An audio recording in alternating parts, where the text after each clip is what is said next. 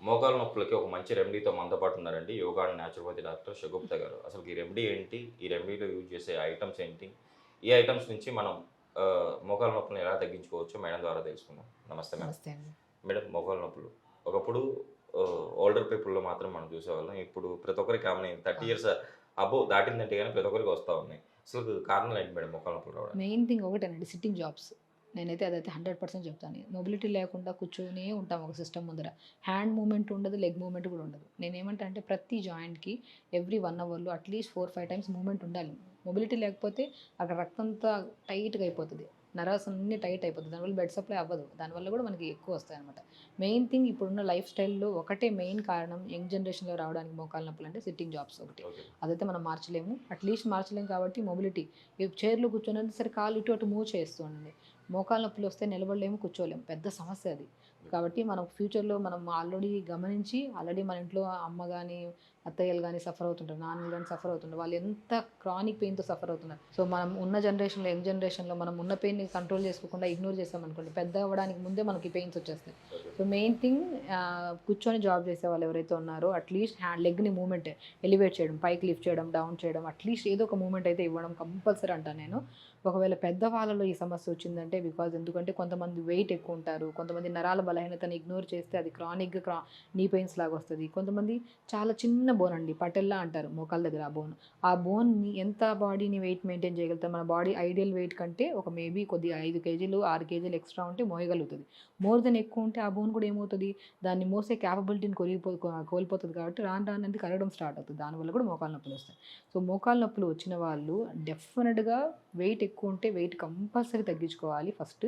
And కూర్చొని job చేసే వాళ్ళు ఎవరైతే ఉన్నారో వాళ్ళు కొద్దిగా మొబిలిటీ ఇవ్వాలి. ఏదో ఒక ఓకే. మూవ్‌మెంట్ ఇస్తూ ఉంటే దానివల్ల కూడా సమస్య పోతుంది. అండ్ మనం ఆహార నియమాల్లో మనం జాగ్రత్తలు తీసుకుంటే మాత్రం సో, మనం కొద్దిగా బెండకాయలు అంటే లూబ్రికెంట్స్ ఎక్కువ అంటే మనం నీళ్ళలో వేసిన వెంటనే జిగురు పదార్థం ఫార్మ్ యెస్ అవుతది మేడం. కదా! అలాంటి కంటెంట్స్ ఎక్కువ వాడమంటాను. నేను ఎక్కువ పొద్దున్న లేచిన వెంటనే బెండకాయ గానీ, అవిసె విత్తనాలు అంటారు. ఫ్లాక్స్ సీడ్స్ అంటారు. అవి అయినా సరే లేదంటే మహావీర విత్తనాలు అంటారు. అవి చాలా ఫేమస్. ఓకే. మహావీర విత్తనాలు అంటారు. కొంతమంది మహావీర విత్తనాలని చెప్పేసి వాడాలి మోకాళ్ళ నొప్పులకి అని చెప్పి 2 రోజులు వాడేసి ఆపేస్తా ఉంటారు. ఎందుకు అలా 2 డేస్ వాడి ఆపేస్తున్నారంటే మహావీర విత్తనాలు తెప్పించేసుకొని 2, 3 స్పూన్లు ఎవరో చెప్పారు కదా! పక్కనింటోళ్ళు వాళ్ళు వీళ్ళు చెప్పారని చెప్పేసి 2 స్పూన్లు ఒక గ్లాస్ నీళ్ళలో నానబెట్టేసుకుంటారు.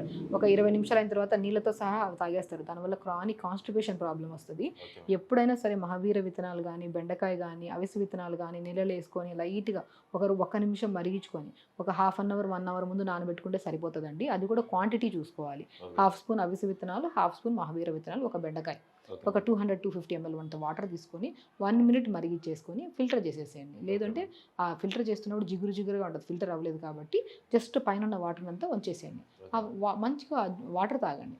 ఆ వాటర్ తాగడం వల్ల దాంట్లో ఉన్న హై న్యూట్రియంట్స్‌ని కలిగి ఉంటది. ఫైబర్ కూడా ఎక్కువ ఉంటది కాబట్టి, ఈ జాయింట్స్ మధ్యలో సైనోవియల్ ఫ్లూయిడ్ ఉంటది. ఆ ఫ్లూయిడ్ ఫార్మేషన్ అవ్వడానికి గానీ, ఆ మొబిలిటీ లేని మజిల్స్ దగ్గర కొద్దిగా యాక్టివ్‌గా ఉండడానికి గానీ చాలా యూజ్ అవుతదనమాట.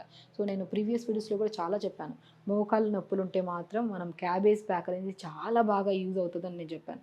క్రానిక్ సివియర్ పెయిన్స్ ఉండేవాళ్ళు మనకి ఉడుము నూనె అని దొరుకుతది. ఉడుము పట్టు నూనె అంటారు. చాలా మందికి తెలుసు ఈ విషయం. ఉడుము నూనె అయినా పర్లేదు, నువ్వుల నూనె అయినా పర్లేదు, లేదా ఆవ నూనె అయినా పర్లేదు. ఏదో ఒక ఆయిల్‌ని తీసుకొని మోకాళ్ళకి సరౌండింగ్‌లో మంచిగా మసాజ్ చేసుకొని, ఒక 4, 5 క్యాబేజ్ ఉంటది కదా! క్యాబేజ్ పైన లేయర్స్ ఇలా తీసేసి, మీరు ప్రీవియస్ వీడియోస్‌లో చూస్తే ఇది నేను క్లియర్‌గా మీకు ఎక్స్‌ప్లెయిన్ చేశాను. అండ్ అందులో నేను క్లుప్తంగా ఒకరి మీద అప్లై చేసి కూడా చూశాను. బట్ అది చూడని వాళ్ళు ఎవరైతే ఉన్నారో ఇది బాగా గమనించండి. అలా 4, 5 లేయర్స్‌ని క్యాబేజ్‌ని తీసి నీళ్ళలో ఏసుకొని 2 నిమిషాలు మరిగిచ్చాలి. ఆ మరిగిచ్చిన క్యాబేజ్‌ని మోకాళ్ళ మీద మనం ఎందుకంటే అంతకుముందే మనం కొద్దిగా ఉడుము నూనె గానీ, ఏదో ఒక మీ దగ్గర ఏ ఆయిల్ ఉన్నా పర్లేదు. అది లేదు గదా అని చెప్పి మళ్ళీ దానికోసం స్కిప్ చేసి మళ్ళీ తెచ్చుకుందాం అనైతే చేయకండి. ఏ ఆయిల్ ఉన్నా పర్లేదు మంచిగా అంటే ఈ మూడిట్లో నువ్వుల నూనె గానీ, ఆవ నూనె గానీ, లేదంటే ఉడుము నూనె గానీ ఏదో ఒకటి అంటే మంచిగా అప్లై చేసుకొని, ఈ గోరువెచ్చని నీళ్ళలో నానబెట్టిన క్యాబేజ్‌ని తీసి మంచిగా మోకాళ్ళ చుట్టూ పెట్టేసుకొని మంచిగా ఒక క్లాత్ కట్టేసేయండి. ఆ క్లాత్ కట్టేయడం తర్వాత చాలా రిలీఫ్ ఉంటదండి. 1 అవర్ అలా ఓకే మేడం. ఉంచేసేయండి. కొంతమందికి మోకాళ్ళ నొప్పులు రావడానికి మెయిన్ కారణం ఏంటంటే ఓవర్ హీట్ ఉండడం వల్ల కూడా బాడీలో సో, దాంట్లో వల్ల కూడా బ్లడ్ సప్లై ప్రాపర్‌గా లేకపోవడం వల్ల కూడా మోకాళ్ళ నొప్పులొస్తాయి. సో, మనం చెప్పిన రెమెడీస్‌లో క్యాబేజ్ ప్యాక్ పెట్టడం వల్ల కూడా మంచి రిలీఫ్ ఉంటది. అండ్ నేను చెప్పినట్టు మహావీర విత్తనాలు పావు స్పూను లేదంటే అర స్పూన్ అంతే. అవిసె విత్తనాలు పావు స్పూను లేదా అర స్పూను. ఒక బెండకాయని చిన్న చిన్న ముక్కలు కట్ చేసి 250 ఎంఎల్ వాటర్ తీసుకొని హాఫ్ అన్ అవర్ ముందు నానబెట్టాలి. Okay madam. నానబెట్టిన తర్వాత గోరువెచ్చగా 1 మినిటే వేడి చేసి ఆ నీళ్ళని వంచేసుకొని ఒక గ్లాస్ నీళ్ళు తాగండి. ఈ నీళ్ళు తాగడం వల్ల ప్రతి జాయింట్లో మోకాళ్ళే కాదు, కొంతమందికి షోల్డర్ పెయిన్స్ ఉంటుంది, కొంతమంది నెక్ పెయిన్ ఉంటుంది, కొంతమందికి బ్యాక్ పెయిన్ ఉంటుంది, ఇలా ఇతర సమస్యలతో ఇబ్బంది పడుతున్న వాళ్ళు ఎవరికైనా సరే ఇది చాలా యూస్ఫుల్ రెమెడీ. నేను ఇంకా ఏం చెప్తానంటే, ఒకవేళ కొంతమందికి ఇదే నీళ్ళు చాలా జిగురుగా ఉంటాయి నీళ్ళు, ఈ నీళ్ళని మంచిగా కొద్దిగా ఆయిల్ కలిపేసుకొని ఎక్కడైతే పెయిన్ ఉందో అక్కడ నీట్గా మసాజ్ చేయండి, clock wise anti clock wise massage చేయండి, దానివల్ల కూడా మంచి రిలీఫ్ ఉంటుంది. Okay ma'am. Application of oil కానీ, అప్లికేషన్ ఆఫ్ సంథింగ్ ఏదన్నా మనం పెయిన్ కిల్లర్ జెల్స్ కానీ ఏదైనా అప్లై చేస్తున్నామంటే అప్లై ఎలా చేస్తున్నాం అనేది చాలా ఇంపార్టెంట్. ఓకే. మనకు ఒక నమ్మకం ఉండాలి, ఏదైనా అప్లై చేస్తున్నప్పుడు డెఫినెట్గా అది వర్క్ చేస్తుందని ఒక నమ్మకం ఉండాలి. మామూలు ఏదో అప్లై చేస్తున్నాం కదా, వాళ్ళు చెప్పారు కదా అని కాకుండా ఏదైనా చేస్తున్నాం నీట్గా సాఫ్ట్గా, మన శరీరం కదా. సో ఏదైనా ఆయిల్ తీసుకొని మంచిగా క్లాక్ వైజ్ యాంటీ క్లాక్, దాని కిందను కూడా ఇప్పుడు మోకాలు కింద భాగం ఉంటుంది కదా, దాన్ని కూడా మెయిన్ కాడ అది కూడా మంచిగా మసాజ్ చేసుకొని అలా క్యాబేజ్ ప్యాక్స్ పెట్టుకోవచ్చు, లేదంటే ఈ వాటర్ తాగినా కూడా మనకి 100% మంచి రిజల్ట్స్ వస్తాయి. మేడం ఎన్నిసార్లు తీసుకోవాలి మేడం రోజు? నేనేమంటానంటే, ఇప్పుడు మైల్డ్ పెయిన్స్ అంటే ఇప్పుడు మనకి స్టార్టింగ్లో మన యంగ్ జనరేషన్ వాళ్ళలో జస్ట్ తిమ్మిరి పట్టేసినట్టు అనిపిస్తుంది, జస్ట్ లేచిన వెంటనే పట్టేసినట్టు స్టార్టింగ్ స్టేజ్ ఆఫ్ పెయిన్ ఉండేవాళ్ళు మార్నింగ్ ఒకసారి తాగితే సరిపోతుంది అంటాను. అండ్ క్రానిక్ పెయిన్ అంటే ఇప్పుడు మనం వదిలేసాం అనుకోండి మోకాలు, ఇప్పుడు రేపో మాపో సర్జరీకి వెళ్ళే వాళ్ళు కూడా, వాళ్ళు సర్జరీకి ఇష్టం లేని వాళ్ళు కూడా అట్లేసి ఇబ్బంది పడుతుంటారు. ఒకవేళ అలా ఇష్టం లేని వాళ్ళు పొద్దున సాయంత్రం తాగండి, అండ్ డే టైంలో ఎప్పుడైనా సరే క్యాబేజ్ ప్యాక్ పెట్టుకోండి, డెఫినెట్గా మంచి యూజ్ అవుతుందండి. 1-2 డేస్ చేస్తే డెఫినెట్గా నేను ఏదైనా సరే నేను మంచిది కాదంటాను. ఒక నమ్మకంతో అట్లీస్ట్ 30-40 డేస్ చేయండి డెఫినెట్గా.